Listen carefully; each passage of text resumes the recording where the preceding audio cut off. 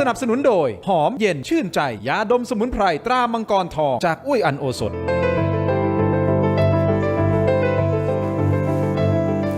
สวัสดีครับต้อนรับผู้ชมเข้าสู่รายการถกไม่เถียงนะครับพบกับผมกายสวิทย์ลีลพงษ์วัฒนารับหน้าที่แทนคุณทินโชคกมลกิจนะครับต่อเนื่องจากข่าวเย็นประเด็นร้อนกันเลยนะครับวันนี้เข้มข้นกันต่อเนื่องครับทั้งเรื่องของการเมืองวันนี้มีความเคลื่อนไหวต่างๆนานามากมายวิเคราะห์กันครับว่าหลังจากนี้จะเป็นอย่างไรต่อไปโดยเฉพาะเรื่องของพรรคพลังประชารัฐบิ๊กป้อมประกาศถอนตัวออกจากแคนดิเดตนายกรัฐมนตรีของพรรคครับและขณะเดียวกันความเคลื่อนไหวของพรรคภูมิใจไทยวันนี้ก็ประกาศนโยบายเพื่อที่จะหวังช่วงชิงพื้นที่ในการสู้ศึกเลือกตั้ง 69 ที่กำลังจะมาถึงนี้อีกเรื่องสำคัญวันนี้ต้องคุยกันครับเป็นเรื่องของชายแดนไทยกัมพูชาซึ่งวันนี้เองก็ต้องยอมรับกันตรงๆนะครับว่ากัมพูชายังไม่สิ้นสภาพภัยคุกคามยังมีการสู้รบมาอย่างต่อเนื่องนะครับไม่ว่าจะเป็นพื้นที่ภาคตะวันออกอย่างจังหวัดสระแก้ววันนี้เราเองยึดคืนพื้นที่กลับมาได้2พื้นที่บ้านคลองแผงบ้านหนองยาแก้วแต่กัมพูชาเขาก็ไม่ยอมพยายามที่จะสู้รบมาอย่างต่อเนื่องไม่ต่างกับพื้นที่จังหวัดอีสานใต้ก็ยังหนักหน่วงนะครับเมื่อสักครู่เห็นภาพผู้สื่อข่าวช่อง 7 HD ของเรารายงานสดทั้งที่จังหวัดสุรินทร์ศรีสะเกษก็ยังมีการสู้รบกันเกิดขึ้นที่สุดแล้วเราจะได้ของขวัญปีใหม่หรือเปล่ากัมพูชาจะยอมยกธงขาวจะยอมไม่มีการเปิดฉากต่อสู้อีกหรือไม่นะครับรวมไปถึงวันนี้การประชุม GBC คณะกรรมการชายแดนทั่วไปที่จังหวัดจันทบุรีด้วยที่สุดแล้วกัมพูชามาตามนัดนะครับวิเคราะห์มองไปข้างหน้าว่าที่สุดแล้วการประชุมครั้งนี้จะนำไปสู่สันติภาพได้หรือไม่นะครับวันนี้ทางรายการของเราได้รับเกียรติจากแขกรับเชิญ2ท่านนะครับมาพูดคุยกันท่านแรกครับรองศาสตราจารย์ดร.ปณิธานวัฒนายากรนักวิชาการอิสระและผู้เชี่ยวชาญด้านการต่างประเทศและความมั่นคงนะครับสวัสดีครับอาจารย์ครับและด้านขวามือของผมนะครับผู้ช่วยศาสตราจารย์ดร.วันวิชิตบุญโปร่งอาจารย์คณะรัฐศาสตร์มหาวิทยาลัยรังสิตนะครับสวัสดีครับอาจารย์ครับโอ้โหวันนี้มาพูดคุยกันนะครับทั้งเรื่องชายแดนและก็เรื่องการเมืองเอาเรื่องชายแดนก่อนเลยครับต้องถามอาจารย์ปณิธานที่สุดแล้วกัมพูชาเขาไม่เบี้ยวนะการประชุมตอนแรกนัดไว้4 โมงเย็นอาจารย์วันวิชิตมา4 โมงเย็น25 นาทีก็มีภาพปรากฏมาแล้วว่าเข้าห้องประชุมพูดคุยกันคาดหวังได้ไหมกับการประชุมครั้งนี้ครับอาจารย์ก็ได้นิดหน่อยนะครับที่จริงเสียงไม่ค่อยมีครับอาจารย์สอดคล้องกับที่แฟนคลับบอกว่าอย่าพูดมากทำไมอาจารย์ช่วงนี้ทหารเข้าปฏิบัติการอย่าไปเปิดแผนอะไรอย่าไปพูดเยอะใช่ไหมครับเดี๋ยวอาจจะโดนฟ้องหรือเปล่าไม่แน่ใจนะครับแต่ว่านักวิชาการก็ต้องพูดน้อยๆช่วงนี้แต่ก็เป็นเรื่องสำคัญเป็นเรื่องจำเป็นที่เราในฐานะที่เป็นประชาชนก็ต้องได้ความรู้จากเรื่องนี้ด้วยนิดหน่อยก็เอาเป็นว่าตามที่คุณกายถามแล้วกันครับคือไม่มากเพราะว่าของเขาเนี่ยใช้วิธีการถ่วงเวลาเรานะครับอันนี้พูดจาก3 ครั้ง GBC รอบแรกพอเราตกลงที่กัวลาลัมเปอร์ได้ไปประชุมกัน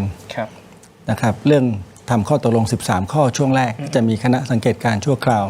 ตอนนั้นเดือนสิงหานะครับก็เรายื่นเข้าไปเยอะนะครับก็คุยไปคุยมาก็ต้องมากำหนดรายละเอียดอีกครั้งหนึ่งเดือนกันยายนวันที่ต้นเดือนนะครับตอนนั้นก็เหลือ5 ข้อแล้วก็มีคณะผู้สังเกตการณ์ที่ชัดเจนขึ้น IoT แล้วก็ไม่สำเร็จก็มาถึงเดือนตุลาคมวันที่23อันนั้นก็เหลือ4 ข้อถอดเอาเรื่องบ้านหนองจานออกตอนนั้นแต่มีเรื่องทุ่นระเบิดมีเรื่องแก๊งสแกมเมอร์มีเรื่องถอนกำลังหนักอาวุธหนักนะครับคือทั้งหมดเหล่านี้ยุ่งยากมากเพราะว่าทางฝ่ายกัมพูชาเนี่ยตอนนั้นก็ชัดเจนว่าถ่วงเวลาเรานะครับแล้วก็ต้องการให้โลกปิดล้อมเรามากขึ้นนะครับแต่เขาไม่คิดว่าเราจะปฏิบัติการทางการทหารได้ดีเท่านี้ตอนนี้ก็ถ่วงเวลาเราอีกแต่ถึงจะถ่วงยังไงเนี่ยมันมีกรอบใหญ่ของอาเซียนนะครับที่ประชุมกันไปแล้วแล้วถ้าได้ดูแถลงการของอาเซียนที่เป็นของประธานไม่ใช่แถลงการกลางแถลงการกลางเนี่ยเขาจะต้องสุภาพเรียบร้อยเหมือนเป็นทางการทูตแต่ของประธานเนี่ยพูดชัดว่ามันได้ตกลงที่จะเดินกลับไปสู่การหยุดยิงแล้วทันทีด้วยแต่ว่าให้เริ่มที่ GBC ตามข้อเสนอของกัมพูชาแล้วเขาใช้2 คำโดยเร็วให้ไปดูเรื่องกลไกใหม่ๆโดยเร็วกลไกที่วันนี้คืนนี้จะคุยกันอาจารย์มาวิชิตเดี๋ยวจะบอกเราวงในว่าไอ้กลไกคืออะไร2ก็คือการตรวจสอบที่ท่านศรีศักดิ์พูดก็คือ monitoring ก็ใช้ภาษาอังกฤษว่ามันจะ monitor ยังไงจะถอนจากตรงไหนจะหันหลังกลับได้ไหมมันจะลดกันมาเพราะคราวนี้พื้นที่เปลี่ยนไปเยอะสมรภูมิเปลี่ยนไปแล้วหลายฝ่ายก็เอา อุปกรณ์ทหารมาส่องดูเยอะนะครับยุโรปก็มาอเมริกันนะครับญี่ปุ่น เพราะฉะนั้นคราวเนี้ยที่บอกว่าไม่มากเพราะว่ามันน่าจะซับซ้อนกว่าเดิมอีกแต่ถึงซับซ้อนไงก็ต้องเดินเพราะว่าทุกฝ่ายพูดเสียงดังเลยทั้งสหรัฐทั้งจีนญี่ปุ่นก็ออกมานะครับรอบนี้คราวที่แล้วไม่ออกออกมาอังกฤษก็มากันหมดซึ่งก็ดีกับเราเหมือนกันแต่ว่าทอดเวลาก็ดีกับเราเราก็จะได้ปฏิบัติการให้ดีขึ้นเพราะว่าเราก็นึกไม่ถึงว่าที่สระแก้วเนี่ยเราคือเรานั่งข้างหลังนะเราคือทหารเขารู้อยู่แล้วคือเขาโยกกำลังเข้ามาเพื่อที่จะกดดันเราเพราะว่ากำลังทางพื้นที่อื่นเนี่ยเขาแพ้แล้วต่อสู้ไม่ได้แต่ว่าที่เหลืออยู่เนี่ยจะหนักเพราะฉะนั้นตรงเนี้ยระหว่างที่คุยไปก็ต้องลบไประหว่างที่เจรจาไปแล้วคนก็อาจจะงงเล็กน้อยอ้าวแล้วตกลงเจรจาไหมเจรจาครับแต่ว่ายังไม่มีข้อยุติพอเสร็จหมดแล้วน่าจะต้องกลับไปที่อาเซียนและให้ทั้งสองประเทศเนี่ยประกาศวันเวลาชัดเจนและที่น่าเป็นห่วงก็น่าจะกลับไปที่ RBC ที่คณะทหารเพื่อนำไปปฏิบัติจริงๆคุณกายครับมันยังอีกหลายขั้นตอนเดี๋ยวชาวบ้านก็ถามแล้วปีใหม่จะกลับบ้านได้ไหมเดี๋ยวให้คุณอาจารย์วรรณวิชิตบอกวันผมเนี่ยอยากจะกลับบางพื้นที่ที่ไม่ลบแล้วเนี่ยถ้าเปิดได้ก็ควรกลับตอนนี้ก็เริ่มกลับไปแล้วเหมือนกันใช่ครับเขาก็เตือนว่าให้เตรียมตัวที่จะกลับนะครับตรงไหนที่ชัดเจนแล้วเขาเข้ามาไม่ได้ตรงไหนที่ชัดเจนแล้วว่าเขายอมแพ้จริงๆก็กลับอันนี้บวกลบแล้วเขาบอกว่าตัวเลขอาจจะ 70% ถึง 90% ตัวเลขเหล่านี้ก็ต้องให้คนข้างในพูดนะครับ 70% ก็ยังไม่ค่อยดีถ้า 80-90% มันถือว่าปลอดภัยฟังจากอาจารย์ปณิธานพูดแบบนี้คือวันนี้สถานการณ์ไม่เหมือนกับที่ผ่านๆมาเราเองคนไทยบอกว่าโอ้โหก็คุยกันไว้ใจกัมพูชาไม่ได้นะฟังเมื่อสักครู่นี้ก็จะเห็นว่าบริบทเปลี่ยนไปแต่วันนี้ถือว่าเป็นการนับหนึ่งอีกครั้งที่จะหวนกลับคืนสู่โต๊ะเจรจาสันติภาพทวิภาคีระหว่างไทยกับกัมพูชาครับอาจารย์วรรณวิชิตครับก็ต้องยอมรับนะครับว่าบางทีเราอาจจะรู้สึกอึดอัดเมื่อเจอข่าวแบบนี้อย่างที่ท่านอาจารย์ปณิธานว่าไอ้เรื่องนี้คือต้องนับหนึ่งกันเรื่อยๆนะครับเพราะว่าเมื่อมาทบทวนการประชุมหลายทุกนัดทุกระดับเนี่ยก็การดำเนินการของกัมพูชาเนี่ยไม่ได้ปฏิบัติตรงและจริงตามที่เราพอใจหรือตามที่คาดหวังไว้ดังนั้นการที่เข้ามาก็ยังดีแต่อย่างน้อยเนี่ยมันก็ทำให้สูว่ากลไกอาเซียนยังทำงานได้อยู่ก็ยังว่าทั้งสองชาติก็พยายามรักษาความสัมพันธ์ความเป็นสมาชิกในอาเซียนเพราะว่าอย่าลืมว่าเหลือประมาณเวลา1 สัปดาห์ที่ท่านประธานอาเซียนในชาติปัจจุบันคือมาเลเซียจะสิ้นสุดการดำรงตำแหน่งวาระไปนะเป็นที่ฟิลิปปินส์ขึ้นมาดำรงตำแหน่งแทนดังนั้นความขัดแย้งหรือการตึงเครียดเนี่ยมันก็ดำรงอยู่ไปถึงท่านประธานอาเซียนชาติต่อไปที่ต้องทำมีบทบาทดังนั้นก็คือทำให้รักษาบรรยากาศส่วนเงื่อนไขอย่างที่เราทราบว่ากัมพูชาเองนะครับจะรับตามข้อเสนอของไทยได้ไหมเอาง่ายๆเราก็เห็นในการปฏิบัติการในพื้นที่โดยเฉพาะในพื้นที่จังหวัดสระแก้วนะครับที่กัมพูชาใช้เครื่องยิง BM-21 ยิงออกมาจากแหล่งชุมชนที่พักอาศัยของพลเรือนในกัมพูชาหรือแม้กระทั่งพื้นที่ศาสนสถานอย่างวัดอย่างเมนเนี่ยอย่าง BM-21 ยิงเสร็จปุ๊บถอยไปอยู่ใกล้เมนใกล้วัดเลยเพราะเขาคิดว่าในโบราณสถานหรือพื้นที่ศาสนสถานเนี่ยกองทัพไทยก็จะระมัดระวังจะไม่ให้เกิดความรู้สึกกระทบต่อการใช้ชีวิตหรือโดยเฉพาะทรัพย์สินชีวิตของพลเรือนนะครับเราเน้นพื้นที่เป้าหมายทหารดังนั้นไอ้เงื่อนไขแบบนี้กัมพูชาจะทำได้หรือไม่ทำแล้วเขาจะเสียเปรียบนั่นก็แน่นอนในทางยุทธวิธีเขาต้องย่อมเสียเปรียบแต่ผมต้องมองอย่างนี้ว่าการพูดคุยเนี่ยเราเป็นการหยิบยื่นข้อเสนอให้เขาไปปฏิบัติซึ่งหลายข้อเราก็เห็นเขาไม่สามารถแล้วก็กระทบและผิดเงื่อนไขนะครับต่างๆอย่างเช่นการวางกำลังในพื้นที่โบราณสถานนะครับไม่ว่าปราสาทตาควายก็ดีปราสาทบนปราสาทเขาพระวิหารก็ดีนะครับใช้พื้นที่ตรงนี้การยิงโต้ตอบมาตลอดแต่คราวนี้ผมคิดว่ากัมพูชาเขาประเมินเราผิดไปไอ้เส้นที่ขีดคิดว่าทหารไทยจะไม่ทำเนี่ยแต่เรามีชุดคำอธิบายรองรับที่อธิบายนะครับสถานการณ์แบบนี้ให้กับประชาคมโลกว่ามันมีอาวุธที่โผล่ขึ้นมาใช้โบราณสถานเป็นเครื่องโล่กำบังนะครับใช้พลเรือนใช้ครอบครัวทหารมาเป็นโล่กำบังซึ่งเขาไม่กระทำกันมันควรจะได้เป็นพื้นที่การยกเว้นนะครับตรงนี้กัมพูชาปรับปรุงตัวเองได้ไหมอันนี้เป็นบททดสอบบทท้าทายนะครับในขณะเดียวกันเองสังคมโลกก็เห็นคือปล่อยให้คือกัมพูชาต้องเข้าใจอย่างหนึ่งนะครับว่าภาวะอย่างที่ท่านอาจารย์ปณิธานกรุณาให้ข้อมูลว่านี่คือยุทธวิธีการหน่วงเวลานะครับในขณะเดียวกันหน่วงเขาคิดว่าในช่วงระหว่างการเจรจาเนี่ยทหารไทยจะปรับ หรือรอสัญญาณว่าทิศทางที่จะเป็นบวก อาจจะไม่มีการเสริมกำลังหรือเคลื่อนกำลังช่วงจังหวะแบบนี้ทุกครั้งกัมพูชาจะใช้โอกาสเป็นช่องทีเผลอในการเสริมกำลังในการเคลื่อนอาวุธนะครับดังนั้นไอ้อย่างเงี้ยผมคิดว่าทหารไทยอยู่ในสายตานะครับมองอยู่แล้วว่าเขาจะมองเราแบบเดิมไม่ได้นะครับประกอบกับว่าทำไมอย่างที่ท่านจะปฏิทานท่านสังเกตแล้วก็แน่นอนครับท่านมองทะลุว่าจากพื้นที่ในอีสานใต้เดี๋ยวนี้เขาลดไปเกือบจะครบถ้วนแล้วอาจจะมีภูมะเขือบ้างที่เขาจ้องจะเอาคืนยึดคืนเพราะว่าพื้นที่ที่เขาปะชาดะหนักๆเขารู้ว่าเขาสู้ไม่ได้อย่างเช่นช่องอานม้าก็ดีใช่ไหมครับปราสาทตาควายก็ดีตอนนี้ทำไมมาลงที่สระแก้วในพื้นที่บ้านหนองจานหนองยาแก้วคุณกายท่านผู้ชมครับว่าพื้นที่เนี่ยมันเป็นที่ทางตรงเป็นที่ราบความสูญเสียเนี่ยสุ่มเสี่ยงที่จะเกิดขึ้นไปยังพลเรือนและทรัพย์สินดังนั้นเราถึงขอความร่วมมือว่าพี่น้องประชาชนถ้าไม่จำเป็นขอความกรุณาอย่ากลับไปเคหสถานที่พักอาศัยเพราะว่าถ้ามันเล็งเป้าเห็นผลเนี่ยในพื้นที่ระดับราบเนี่ยจะทำให้ฝ่ายความมั่นคงฝ่ายกองทัพไทยทำหน้าที่ด้วยความยากลำบากและเขาชื่อว่าพื้นที่ตรงเป้าตรงนั้นเขาใช้พลเรือนเป็นโล่คิดว่าทหารไทยจะเกิดความยากลำบากดังนั้นนี่คือวิธีการที่เราอ่านถอดแผนละเอียดออกมาว่ารู้ว่ากัมพูชาใช้วิธีการนี้นั้นในช่วงภาวะแบบนี้เราต้องเอาข้อมูลนี้ให้ประชาคมโลกได้เห็นว่ากัมพูชาละเมิดอะไรบ้าง1 2 3 4เรียงลำดับไปดังนั้นการพูดคุยเนี่ยแน่นอนว่าเขาจะรับเงื่อนไขตรงนี้ได้ไหมแต่การรับเงื่อนไขเนี่ยเราก็ต้องดูอีกว่าเหมือนตามข้อเสนอที่พูดคุยกันที่รัฐมนตรีต่างประเทศอาเซียนเนี่ยแค่3ข้อนะครับดูความตั้งใจดูความจริงใจว่าการหยุดยิงเนี่ยนะต้องมีเครื่องพิสูจน์อย่างที่ท่านอาจารย์ปฏิทานว่ามันต้องมีระบบโซเชียลมอนิเตอร์ริงนะครับทุกแพลตฟอร์มว่าแบบไหนที่คิดว่าคุณเนี่ยนะฮะว่าหยุดยิงอย่างจริงใจถอนกำลังจริงๆนะครับเคลื่อนพวกอาวุธพวกกระสุนพวกเครื่องยิงหนักต่างๆเนี่ยกลับที่ตั้งจริงๆนะครับไม่ใช่เป็นเติมกำลังมาทดแทนอย่างเงี้ยเราต้องดูระยะยาวไม่ใช่แบบเส้นลงนามกันปุ๊บนะฮะแล้วจะหยุดยิงปั๊บเนี่ยเราต้องดูพฤติกรรมของเขาก่อนนะครับคือไม่ใช่แค่วาจาอาจารย์พฤติกรรมมันต้องจริงใจด้วยแล้วอะไรที่อย่างที่อาจารย์ว่าต้องมีคณะที่จะต้องมาเฝ้าสังเกตการณ์แล้วแม้กระทั่งเรากดดันเขาไปมากมายขนาดนี้แต่เขาก็เคยไม่แผ่วเลยนะคุณกายพวกคู่ขนานการเมืองเวทีระดับนานาชาตินะทำหนังสือเอกสารปิดผนึกโจมตีประนามไทยนะต่างๆนานาตั้งแต่เรื่องการทำร้ายเป้าหมายพลเรือนใช้สารเคมีสารพิษอะไรต่างๆเนี่ยนะแม้คนจะจับโป๊ะได้แต่เขายืนยันที่เขาจะเชื่ออย่างนั้นนั่นน่ะสิฮะเขาเดินเกมต่างประเทศได้ดีมากเลยนะกัมพูชาอาจารย์ได้ดีหรือเปล่าแต่ว่ามันได้คุณภาพหรือเปล่าเหมือนคนก็เชื่อเดินเกมแบบคุณภาพแบบเพราะว่าคุณกายเอาจริงๆนะผมบางทีว่าการวางตัวของบรรดาทูตานทูตหรือผู้นำประเทศเขาต้องระมัดระวังเรื่องผลประโยชน์แห่งชาติจะไปประนามชี้เป้าว่าใครเริ่มก่อนใครผิดอะไรเงี้ย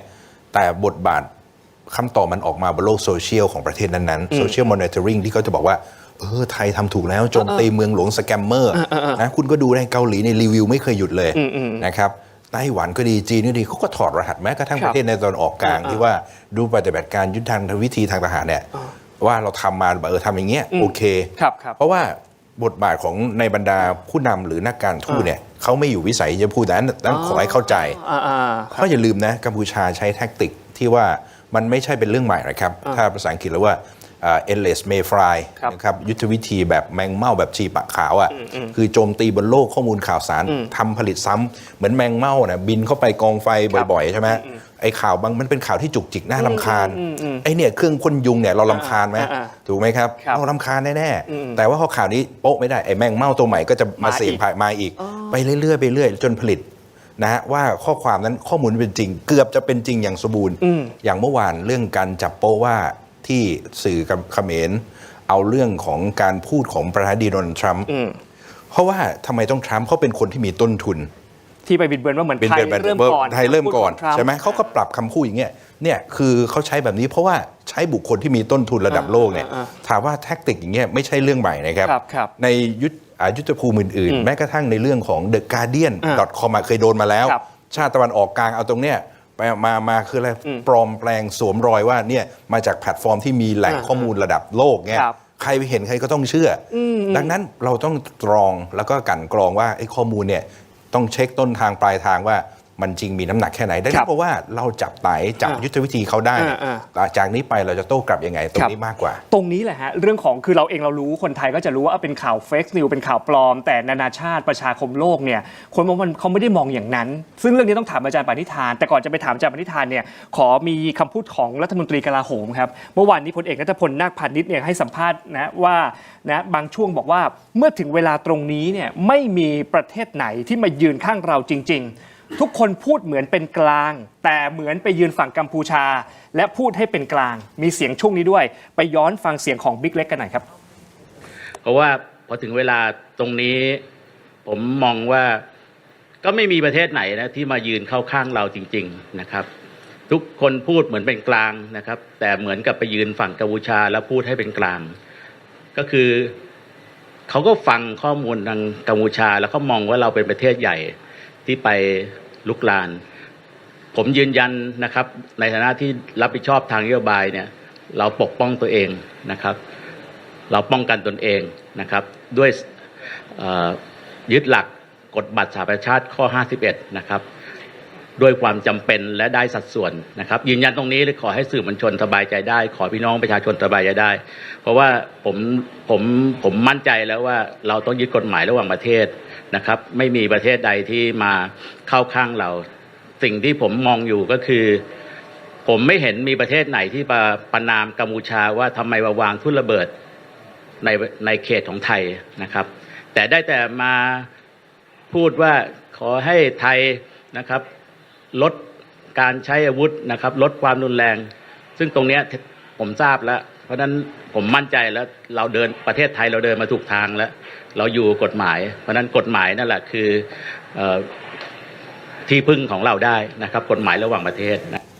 บิ๊กเล็กพูดชัดนะว่าเราเองทำตามกฎกติกาสากลทุกอย่างนะครับแล้วก็คำพูดเมื่อสักครู่บอกว่ามาถึงเวลานี้ไม่มีประเทศไหนที่มายืนเคียงข้างเราจริงๆทุกคนพูดเหมือนเป็นกลางแต่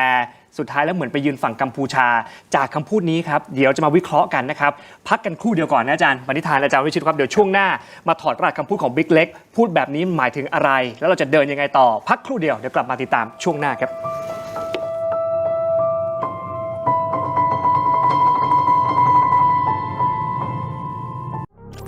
ดีขนาดนี้อย่ารอช้าสายเกมสายลงทุนสาย AI สายเทคต้องไม่พลาดลดราคาพิเศษให้ทันที 2,000 บาท BrainTech Tri Screen จอเสริมอัจฉริยะเปลี่ยนโน้ตบุ๊กธรรมดาให้ทำงานพร้อมกันได้ถึง 4 จอดีไซน์พับเก็บง่ายพกพาสะดวกมี 2 รุ่นให้เลือก 17,900 บาทสำหรับรุ่น 14 นิ้วและ 19,900 บาทสำหรับรุ่น 16 นิ้วสั่งซื้อออนไลน์ได้แล้ววันนี้เพียงค้น BrainTech Tri Screen หรือ Advice ทุกสาขาทั่วประเทศ BrainTech Tri Screen where thinking meets technology ดีขนาดนี้อย่ารอช้าสายเกมสายลงทุนสาย AI สายเทคต้องไม่พลาดลดราคาพิเศษให้ทันที 2,000 บาท BrainTech Tri Screen จอเสริมอัจฉริยะเปลี่ยนโน้ตบุ๊กธรรมดาให้ทำงานพร้อมกันได้ถึง 4 จอดีไซน์พับเก็บง่ายพกพาสะดวกมี 2 รุ่นให้เลือก 17,900 บาทสำหรับรุ่น 14 นิ้วและ 19,900 บาทสำหรับรุ่น 16 นิ้วสั่งซื้อออนไลน์ได้แล้ววันนี้เพียงค้น BrainTech Tri Screen หรือ Advice ทุกสาขาทั่วประเทศ BrainTech Tri Screen where thinking meets technology ดีขนาดนี้อย่ารอช้าสายเกมสายลงทุนสาย AI สายเทคต้องไม่พลาดลดราคาพิเศษให้ทันที 2,000 บาท BrainTech Tri Screen จอเสริมอัจฉริยะเปลี่ยนโน้ตบุ๊กธรรมดาให้ทำงานพร้อมกันได้ถึง 4 จอดีไซน์พับเก็บง่ายพกพาสะดวกมี 2 รุ่นให้เลือก 17,900 บาทสำหรับรุ่น 14 นิ้วและ 19,900 บาทสำหรับรุ่น 16 นิ้วสั่งซื้อออนไลน์ได้แล้ววันนี้เพียงค้น BrainTech Tri Screen หรือ Advice ทุกสาขาทั่วประเทศ BrainTech Tri Screen where thinking meets technology ดีขนาดนี้อย่ารอช้าสายเกมสายลงทุนสาย AI สายเทคต้องไม่พลาดลดราคาพิเศษให้ทันที 2,000 บาท BrainTech Tri Screen จอเสริมอัจฉริยะเปลี่ยนโน้ตบุ๊กธรรมดาให้ทำงานพร้อมกันได้ถึง 4 จอดีไซน์พับเก็บง่ายพกพาสะดวกมี 2 รุ่นให้เลือก 17,900 บาทสำหรับรุ่น 14 นิ้วและ 19,900 บาทสำหรับรุ่น 16 นิ้วสั่งซื้อออนไลน์ได้แล้ววันนี้เพียงค้น BrainTech Tri Screen หรือ Advice ทุกสาขาทั่วประเทศ BrainTech Tri Screen where thinking meets technology ดีขนาดนี้อย่ารอช้า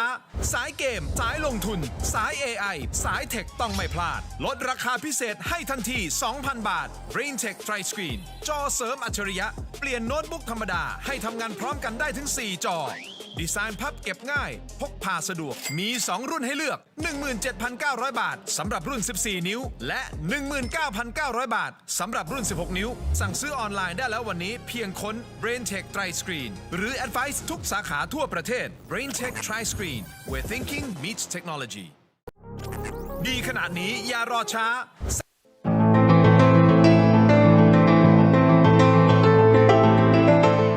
วันเกิดยาบรรเทาอาการแสบร้อนกลางอกและอาหารไม่ย่อยเนื่องจากกรดไหลย้อนชนิดน้ำอ่านคำเตือนในฉลากก่อนใช้ยา กลับเข้ามาคุยกันต่อในถกไม่เถียงนะครับยังอยู่กับอาจารย์วันวิชิตและก็อาจารย์ปานิธานนะครับต่อเนื่องจากเมื่อสักครู่นี้ที่ได้ฟังเสียงของบิ๊กเล็กนะครับรัฐมนตรีกลาโหมว่านะที่สุดแล้วเวลานี้เนี่ยไม่เหมือนไม่มีประเทศไหนที่มายืนข้างเราจริงๆทุกคนพูดเหมือนเป็นกลางแต่สุดท้ายแล้วเหมือนกับไปอยู่ฝั่งกัมพูชาแล้วเราเองเหมือนกับหนีไม่พ้นข้อครหาว่าประเทศใหญ่รังแกประเทศเล็กจากคำพูดเมื่อสักครู่นี้ให้อาจารย์ปานิธานพูดถึงคำพูดของท่านบิ๊กเล็กหน่อยฮะอาจารย์ครับสะท้อนปัญหาตั้งแต่ก่อนประชุมอาเซียนสมัยพิเศษวันที่ 22 ท่านศิริศักดิ์ก็พูดเหมือนกันว่าถ้าจะเข้ามายุ่งมหาอำนาจหรือว่านานาชาติเนี่ยขอให้เป็นกลาง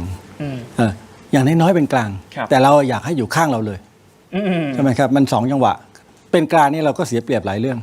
นะครับเดี๋ยวขออนุญาตกลับมาตรงนี้แต่เมื่อกี้ผมติดหูที่คุณกายกับท่านอาจารย์พูดซึ่งผมคิดว่าเป็นคำพูดที่น่าสนใจแล้วก็ดีส่วนใหญ่ไม่ได้พูดแบบนี้ส่วนใหญ่จะพูดว่านับถอยหลังที่จริงมันคือก้าวไปข้างหน้านับหนึ่งเนี่ยอาจารย์วิชิตบอกนับหนึ่งคือวันที่22เนี่ยนับหนึ่งกันใหม่กลับไปคุยกันวันนี้นับ2ก็คือเข้าสู่กรอบ GBC คณะกรรมการชายแดนทั่วไปไทยกัมพูชาคณะของทหารที่ดูทุกเรื่องนะครับนับ2แล้วก็ต้องนับ3ให้ได้แผนการหยุดยิงจริงๆที่เป็นรูปธรรมจับต้องได้มีวันเวลามีพื้นที่ที่ชัดเจนพิกัดที่ชัดเจนซึ่งจะยุ่งหน่อยเพราะตอนนี้มันเปลี่ยนไปเยอะแล้วมันก็บางพื้นที่ยังไม่สู้รบยังไม่เสร็จมันจะไปถึงขั้นนั้นเลยครับมันต้องไม่งั้นจะถอนจากไหนคุณกายคุณกายขยับปุ๊บก็เสร็จเลยไม่ได้ครับอันตรายเพราะฉะนั้นก้าวสายมันจะยุ่งยากยังอีกยาวไกลแล้วจะต้องมีระบบตรวจสอบเฝ้าระวังก้าวที่4ก็เอากลับไปว่ารัฐบาลจะเห็นด้วยไหมเข้าอาเซียนแล้วก็ประกาศจริงจัง4 ก้าวสำคัญยังอีกยาวไกลแต่ก็สบายใจได้อย่างหนึ่งว่าระหว่าง4 ก้าวเนี่ยเรามีโอกาสที่จะทำพื้นที่ให้ปลอดภัยมากกว่าเดิมใช่ไหมครับซึ่งก็ชัดเจนแล้วว่ามันยังไม่จบที่คุณกายพูดตอนต้นรายการเพราะฉะนั้นมีทั้งข้อดีและข้อเสียข้อดีคือว่ามันก็จะซับซ้อนยุ่งยากมากขึ้นกัมพูชาก็จะทวงเวลา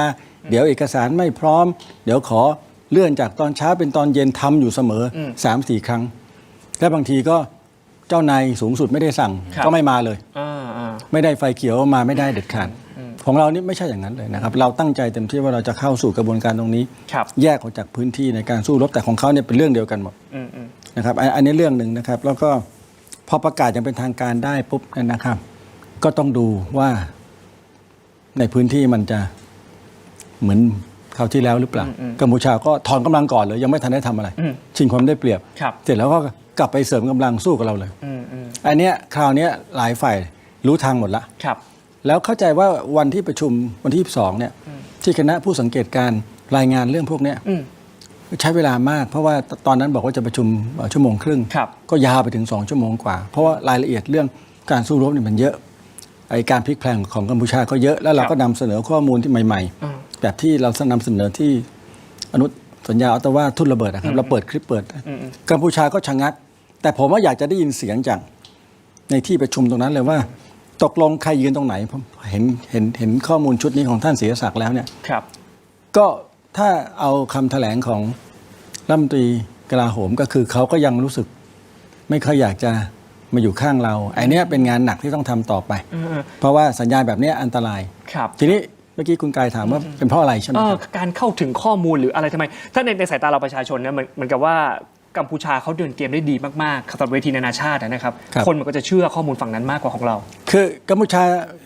เวลาทำงานเรื่องความขัดแย้งเนี่ยเหมือนกับยิง BM-21 นะคือยิงมั่วเลยไปทุกเวทีไปโผล่ทุกประเทศนะครับ เขามีเวลาเขามีเป้าเดียว เราเนี่ยไหนจะชายแดนพม่า ไหนจะภาคใต้ ครับ ไหนจะเรื่องภาษีของเขาไม่ได้คิดแบบเราเขาคิดจัดการกับเรา เพราะฉะนั้นแล้วเขาก็ยิงถล่มทางการทูตก็สุดซอยนะครับแต่เราก็ต้านได้เยอะแล้วนะครับ อันนี้ก็ถือว่าแต่ว่าจากภาพแรกเนี่ยภาพการสู้รบเนี่ยทั้งอาเซียนทั้งนานาชาติเนี่ยจะเห็นภาพเดียวกัน ครับ ภาพที่นำเสนอว่าเราเนี่ยเข้มแข็งกว่ามีโครงสร้างนะครับของสมรรถนะเครื่องบินรถถังทหารที่มีวินัย ภาพเนี้ยมันทำให้เกิดความเห็นอกเห็นใจ ประเทศที่เล็กกว่าอย่างกัมพูชา ที่เป็นอดีตอาณานิคมที่อยู่ในสภาพเดียวกัน ครับครับ เป็นประเทศที่เหมือนถูกรังแก และกัมพูชาก็กระพือตรงนี้ครับว่าถูกรังแกส่งเอกสารว่าถูกรังแกยังไง เอาทูตไปกระซิบข้างหูไปแลกเปลี่ยนผลประโยชน์เขาทำทุกอย่างไอ้ภาพเนี่ยที่ไม่เท่าเทียมกันเนี่ยมันก็ดีขึ้น แต่ว่าไม่บ่อยที่เราจะเปิดโปงได้ว่าเขาบุกเข้ามารอบวางทุ่นระเบิดนะเพราะไอ้ตอนเข้ามาก็ไม่เห็น ครับ อันนี้คือภาพแรกนะครับ ภาพในสมรภูมิจริงที่เครื่องบินรบของเราเนี่ยบินเข้าไปของเขาไม่มีเครื่องบินรบ ครับครับ ก็กลายเป็นภาพที่ได้คะแนนทางฝั่งกัมพูชานะครับ ฮะ ทั้งที่เราเป็นฝ่ายถูกลุกลาน ครับครับฟังแบบนี้เนี่ยต้องถามทางอาจารย์บร เดี๋ยว ชิ มี ต อีก2ประเด็น อ่า นะครับ อาจารย์ เดี๋ยวอันนี้คือภาพหน้างาน ครับ ทีนี้มันมีโครงสร้างใหญ่ของประเทศ เดี๋ยวค่อยมาคุยกันถ้ามีเรื่องประวัติศาสตร์ เอาจากหน้างานตรงนี้ก่อนไอ้อย่างข้อมูลต่างๆเนี่ยอาจารย์วิชิตครับคือการเข้าถึงข้อมูลเนี่ยเขาก็จะมีคำพูดว่ากัมพูชาเขาจ้างล็อบบี้ยิสต์ ครับ บางทีอย่างเข้าไปยังชาติมหาอำนาจ ครับ อย่างอเมริกาโดนัลด์ทรัมป์แบบเนี้ยการเข้าถึงข้อมูลอย่างอาจารย์วิชิตเองเป็นที่ปรึกษารัฐมนตรีกลาโหมด้วย ครับ ข้อมูลทางการทูตตรงเนี้ยเรากับเขาต่างกันไหมการเข้าถึงชาติมหาอำนาจเนี่ยครับ ยอมรับว่าต่างกันมาก คืออย่างเมื่อกี้ชอบคำพูดที่ท่านอาจารย์ปริธาน ครับ นะครับท่านไล่เห็นนะครับว่าภาพของ BM21 เป็นไง มันอาจจะถูกเป้าหมายสักตัวนึงแหละคือยิงสเปะสปะยิงไประดมไปกัมพูชาทำแบบนั้นจริงนะฮะการขับเคลื่อนทางการทูตก็ไม่ต่างอะไรกับ BM21 คุณกายทราบไหมฮะท่านผู้ชมทราบไหมว่าเรื่องก่อนจะเกิดความขัดแย้งไทยกัมพูชาเนี่ยกัมพูชาทำหน้าที่เป็นลูกอีกช่างฟ้องมาอย่างต่อเนื่อง ครับ ในโต๊ะผู้นำระดับสูงที่วอชิงตันคุณกายครับผู้แหล่งข่าวระดับสูงนะที่ผมให้ความเคารพนับถือเนี่ยเขาเล่าว่าโต๊ะกัมพูชาหมายถึงความ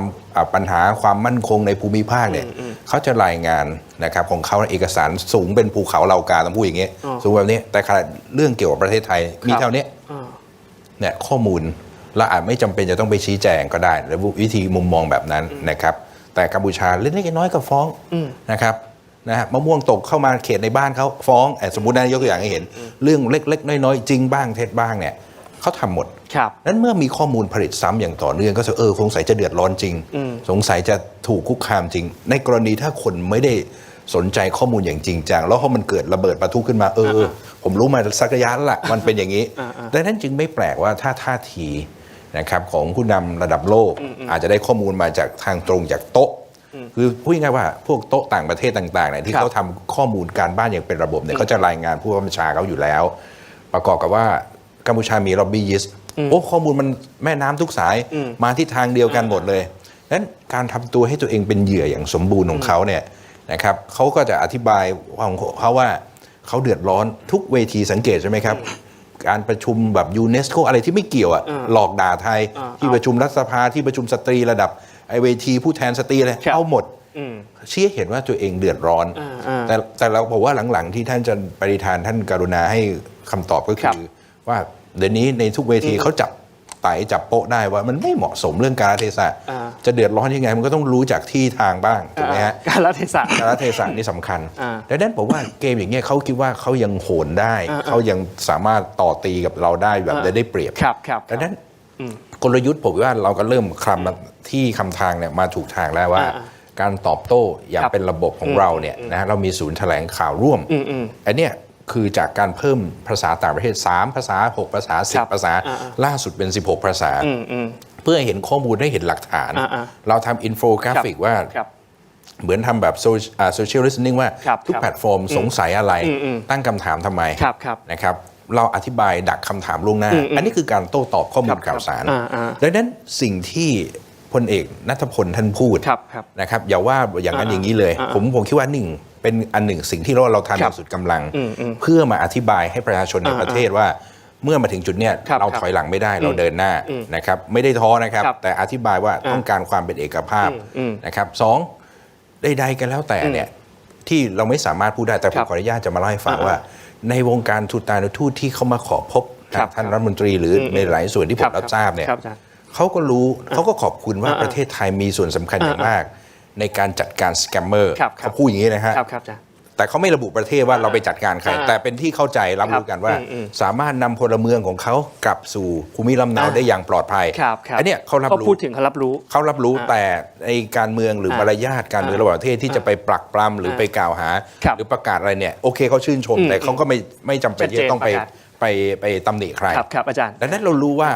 เราทำอะไรไว้เนี่ยอย่างน้อยเนี่ยผมว่าสังคมแพลตฟอร์มระดับโลกเนี่ยเขารีวิวให้หมดแล้วว่าตอนนี้ไทยกำลังทำอะไรนะครับดังนั้น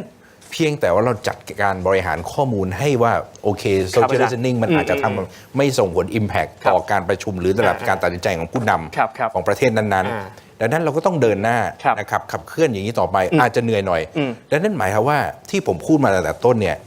ข้อมูลการรายงานไปยังชาติมหาอำนาจต่างๆเราไม่ควรจะแผ่วเห็นเขาว่ามีเอกสารมาอย่างเงี้ยเราต้องอธิบายเอาคลิปเอาหลักฐานเหมือนที่เราไปเปิดไปที่ประชุมอัตตาวาก่อนวันที่7 ธันวาเนี่ยอันนั้นนำไปสู่การเปลี่ยนเกณฑ์ว่ากัมพูชาต้องการแก้หน้า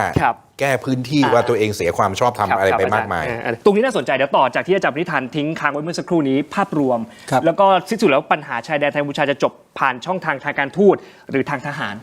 ปลายทางจะเป็นอย่างไรเดี๋ยวพักครู่เดียวครับเดี๋ยวช่วงหน้าเรากลับมาคุยกันต่อนะครับ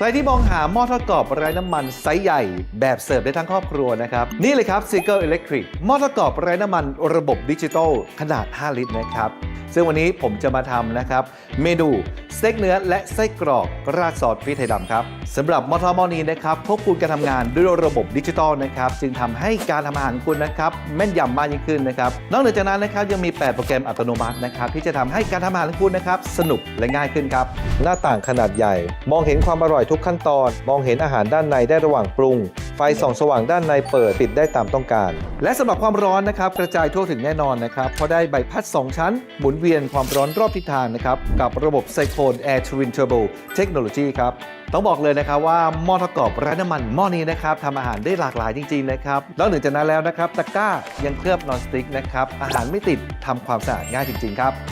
และนี่นะครับเป็นไอเทมที่ทุกบ้านต้องมีในครัวนะครับสำหรับใครที่สนใจสินค้านะครับสามารถสั่งซื้อตามช่องทางด้านล่างนี้ได้เลยครับ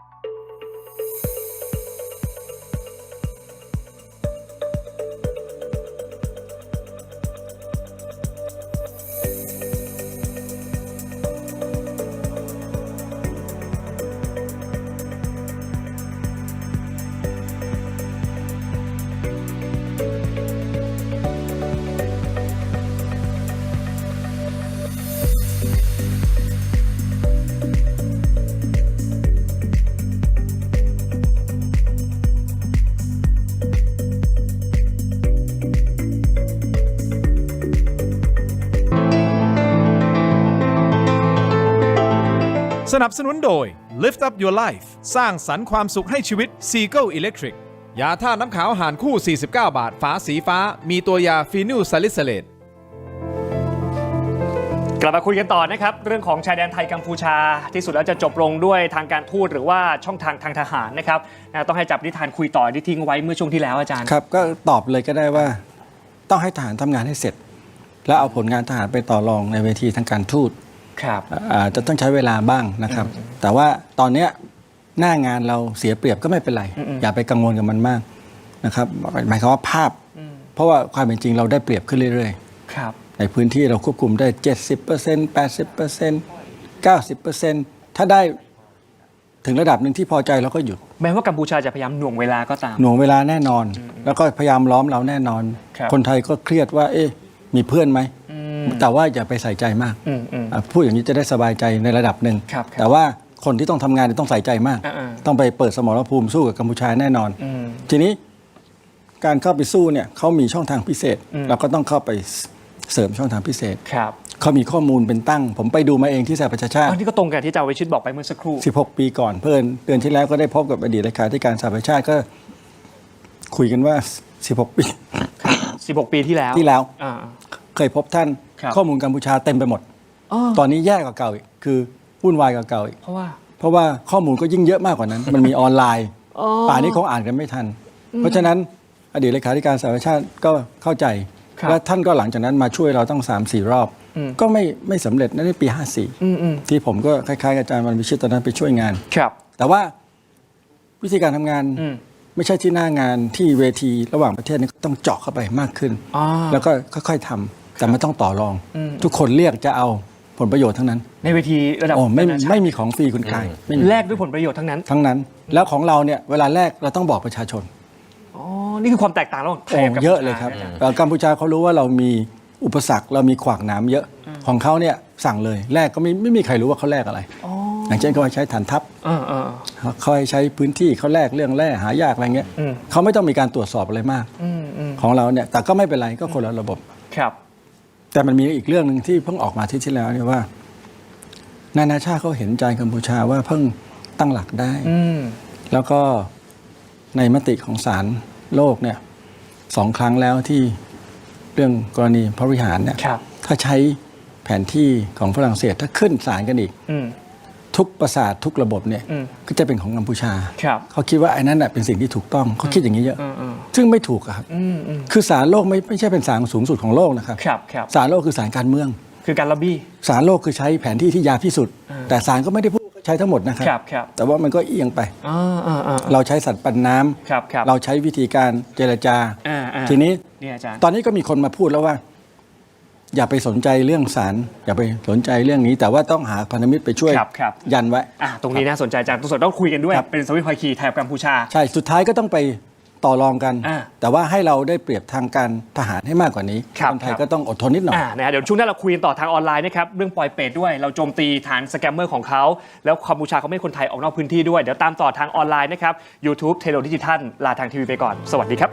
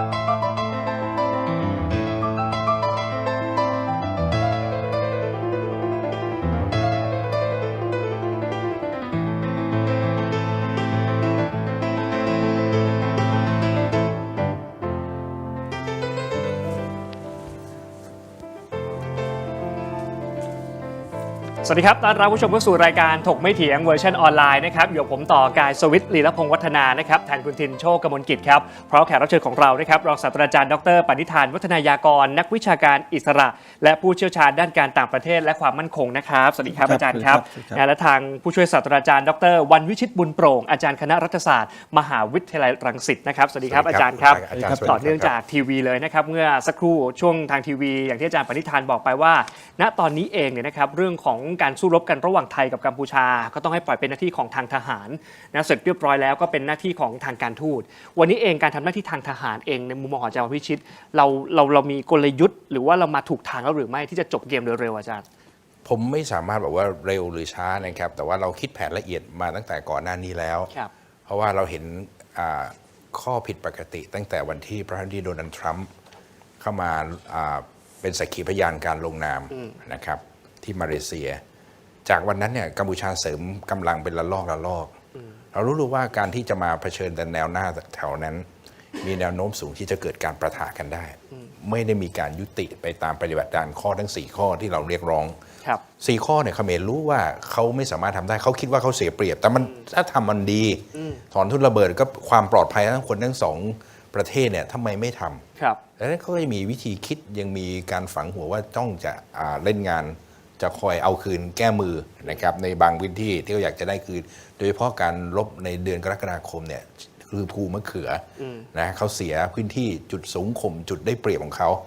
นะครับแล้วรอบนี้คือแน่นอนว่าเราได้พื้นที่คืนจุดสูงข่มทั้งหมดนะครับที่เราคิดว่าจะเป็นภัยคุกคามต่อประเทศเราในอนาคตเนี่ยเราดำเนินการมาได้ดังนั้นผมว่าเรื่องแผนละเอียดคือเรามีการซักซ้อมมีการเตรียมการว่าเตรียมแผนในการปะทะระยะสั้นระยะกลางและระยะยาวต้องบอกว่าฐานไทยรบได้ทั้งปีแม้ว่าคุณเซนหรือใครจะออกข่าวว่าเขาประกาศที่จะยื้อทำสงครามระยะยาวเนี่ยเขาจะประเมินศักยภาพว่าอ้างว่าเราไม่มีประสบการณ์นะในการรบแบบระยะยาวอะไรเงี้ยนะครับแต่แน่นอนสิ่งที่เราเหนือเขาเรื่องขวัญกำลังใจปฏิเสธไม่ได้นะครับผมว่าจากนี้ไปเนี่ยกองทัพเนี่ยจะต้องออกข่าวเผยแพร่ต้องขออภัยครับว่าข่าวบางเรื่องจำเป็นจะต้องเผยแพร่เชิดชูเช่นการจัดงานพระราชทานเพลิงศพหรือพิธีกรรมการเชิดชูวีรกรรมฐานที่เสียสละทั้ง23 นายเนี่ยทำข่าวให้เห็นส่งผ่านไปให้เห็นในกัมพูชาที่เขาไม่ยอมไปเก็บศพเพื่อนทหารที่เขารบพีชีพเพื่อประเทศเขาเหมือนกันเนี่ยแต่ทำไมปล่อยอยู่ตามยถากรรมแบบนั้นแต่ขณะเดียวกันทหารไทยได้รับการเชิดชูทุกชั้นยศเนี่ยนะครับครอบครัวคุณแม่ภรรยาหรือบุตรหรือน้องสามารถเข้ามารับราชการได้บรรจุทันทีเห็นไหมนี่คือการเยียวยาบำรุงขวัญที่รวดเร็วมากเราต้องเสนอข่าวนี่คือตอนนี้เขมรเล่นปฏิบัติการข่าวสารจิตวิทยากับเราเขย่าเราก็ต้องจัดการเรื่องเขย่าขวัญประสาทให้เขาเห็นบ้างว่าเราเนี่ยทหารเนี่ยเราไม่ต้องการหรอกครับไอ้สงครามเราต้องการสันติเช่นกันนะฮะทหารทุกคนก็รักครอบครัวรักชีวิตแต่เมื่อต้องอุทิศมีภารกิจหน้าที่เนี่ยเพื่อประเทศชาติคุณสังเกตดิเราต้องถ่ายทอดข่าวตรงนี้เสมอนะครอบครัวผู้สูญเสียไม่เคยท้อแท้หรือโทษในโชคชะตาเขาภาคภูมิใจที่บุตรหลานคู่สมรสของเขาพี่เขาได้มาเป็นทหารเราต้องถ่ายทอดข้อความนี้ให้เขมรเขาเห็นว่าเฮ้ยมันคนละเรื่องกันพวกเขาตายโดยที่ไม่รู้อนาคตได้เพราะข้าวสารถุงเดียวนะอะไรอย่างเงี้ยมันเนี่ยเราต้องมันต่างกันมากแล้วโลกจะเห็นว่าเฮ้ย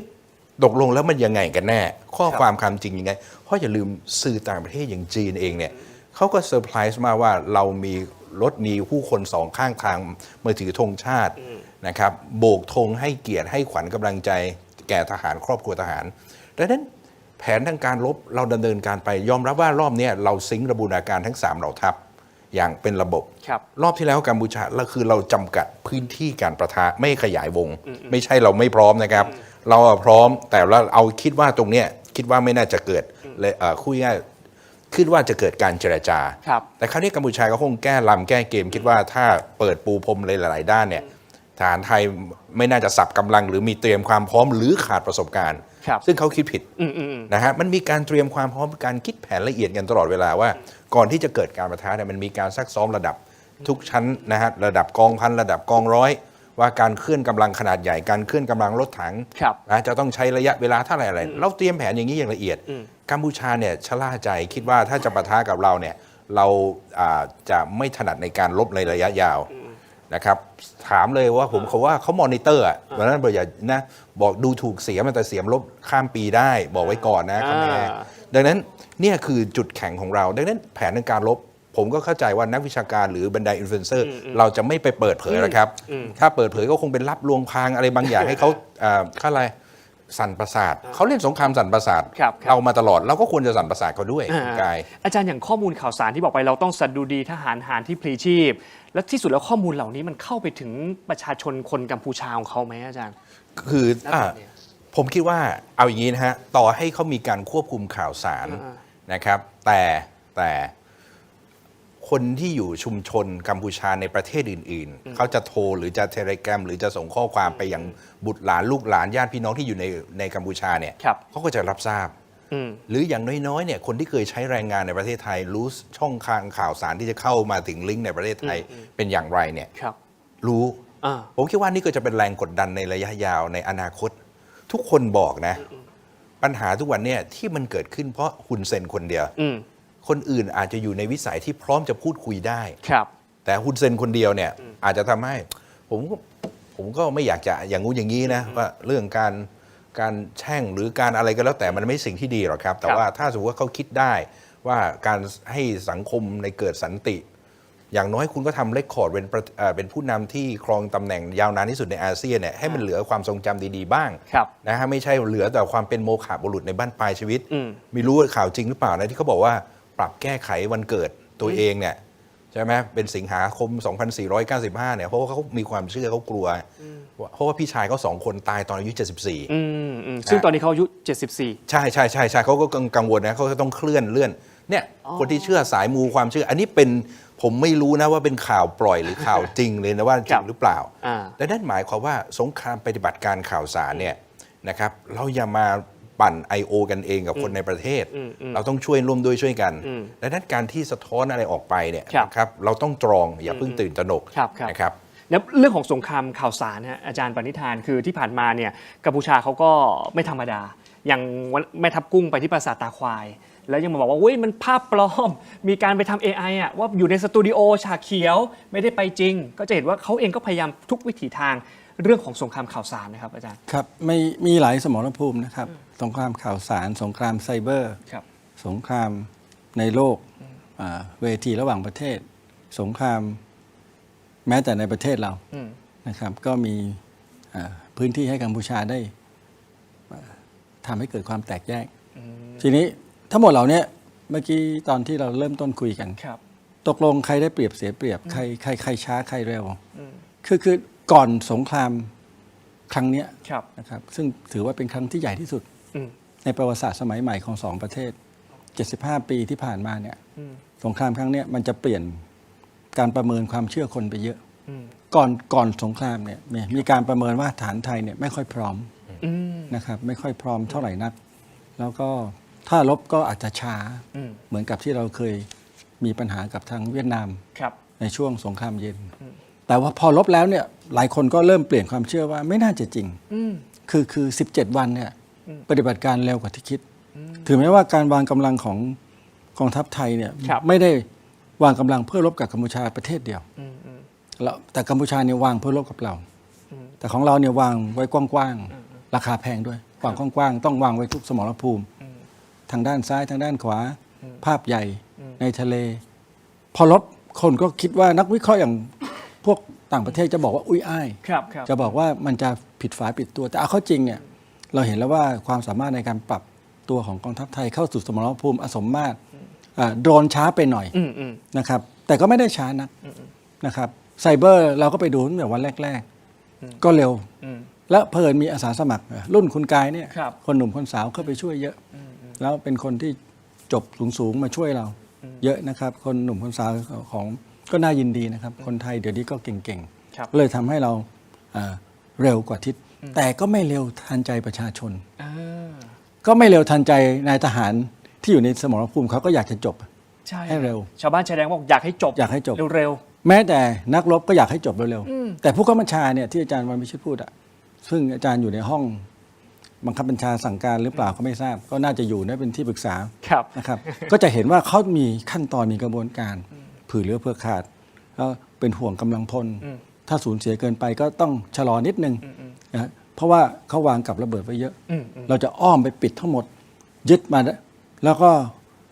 แช่แข็งไว้เลยเนี่ย ครับ มันทำไม่ได้ง่าย อืมอืม ๆ ถ้าทำก็สูญเสียเขาก็ต้องชั่งไอการชั่งตัวเนี้ยมันก็เลยทอดเวลาก็ต้องไปซื้อเวลา อืมอืม ซื้อเวลาก็ต้องยื้อกัน อ่า มันก็จะเป็นอย่างนี้ครับ แล้ว ภาพมันก็เลยออกมาไงครับว่ามันยังไม่จบอย่างที่คนไทยต้องการ ครับ แต่มันก็ใกล้แล้วเพราะว่ามันเร็วกว่าที่คิดนะครับรัสเซียยูเครนเนี่ยตอนแรกรัสเซียก็บอกสัก 3-4 อาทิตย์ ครับ อย่างเก่งก็ 3 เดือน อืม นี่ 3 ปีกว่าแล้วนะครับ ยังไม่ 3 ปีกว่าแล้วนะครับ เพราะฉะนั้น แล้วของเรา ไอเนี้ยผมคิดว่าพอใกล้ๆปีใหม่อีกบวกลบ 10 กว่าวันเนี่ย อ่า เราก็จะเห็นความชัดเจนขึ้นกว่านี้เยอะนะครับ แล้วก็อาจจะผู้บังคับบัญชาจะต้องตัดสินใจว่าเอาแค่นี้ไหม อืม ถ้าเอาแค่นี้แล้วปลอดภัย อืม ก็ต้องเร่งไอ้ที่นับก้าวอยู่ครับ อืม ตอนนี้นับก้าวแบบเตาะแตะช้า อืม ๆนัดเช้ามาเย็น อืม นัดเย็นมาอีกวัน ครับ มาอีกวันบอกเอกสารไม่พร้อม อ่า พอเอกสารพร้อมปุ๊บก็ย้อนแย้งเอกสารวุ่นวายอันเนี้ยแต่พอเราเริ่มได้เปรียบจริง ๆ เราอาจจะต้องเร่งปิดเกมทางด้านการทูตปิดเกมนะครับทางด้านพื้นที่ แล้วก็จัดการกับกัมพูชาให้อยู่สิ้นสภาพ แต่ไม่ได้สิ้นสภาพทั้งหมดนะครับ แต่ว่าความเป็นจริงคือสิ้นสภาพเป็นภัยเนี่ยมันก็ไม่จบนะ ก็คือเป็นการแบบจำกัดในเป็นเฉพาะจุด ครับ ไม่ได้แบบทั้งหมด คือแช่แข็งไว้ า แช่แข็งไว้ จัดพื้นที่ถ้าจัดได้นะมันก็มีข้อเสนอว่าถ้าจัดพื้นที่เขตปลอดอาวุธหนักได้ เขตปลอดการสู้รบได้ เขตปลอดโดรนปลอดทุ่นระเบิดได้ก็ยิ่งดีนะครับแต่ว่ามันจะยากมาก แต่ถ้าไม่จัดก็ต้องเตรียมกำลังให้เยอะเพื่อไม่ให้เขาเติมเข้ามานะครับก็อันนี้ก็แล้วแต่ทหารเขาต้องไปตัดสินใจเอง ครับครับครับ อันนี้ก็ไม่ได้เอายุทธวิธีอะไรมาพูดนะครับ เพราะว่ามันเป็นตำรารบทั่วไป หลักการ หลักการทั่วไป แล้วก็แต่ในความเป็นจริงเนี่ยก็ต้องคิดว่าถ้าอย่างนั้นเนี่ยเราจะเริ่มเจรจากันณจุดไหน อันนี้เป็นเรื่องของผู้ตัดสินใจเผอิญว่านายฮุนเซนเนี่ยเป็นนักรบ ครับ ที่เข้ามาเป็นนักการเมือง อืม ของเราเนี่ยเป็นนักการเมืองที่เข้ามาต้องพยายามบัญชาการเป็นนักรบ อืม มันก็เลยคนละสูตรกัน อืมอืมอืม ของเขาเนี่ยเดินเร็วเดินทุกกระดาน เสียหายไม่เป็นไร ขอให้ยึดธงมาได้ก่อน1 ธงมันอาจจะมีสัก10 ธง เราเคยคิดว่าปราสาทตาควาย ตอนนี้ก็ไม่ได้แล้วก็จะไปยึดที่อื่นแทน อย่างนี้เป็นต้น แต่ของเราทำแบบนั้นไม่ได้ เราจะถูกมองว่าก้าวร้าวเราจะถูกมองว่าเราไปลุกลานแล้วไอ้กฎหมายระหว่างประเทศที่ท่านรัฐมนตรีต่างรัฐมนตรีกลาโหมพูดว่าจะช่วยเราก็อาจจะไม่ช่วยเรา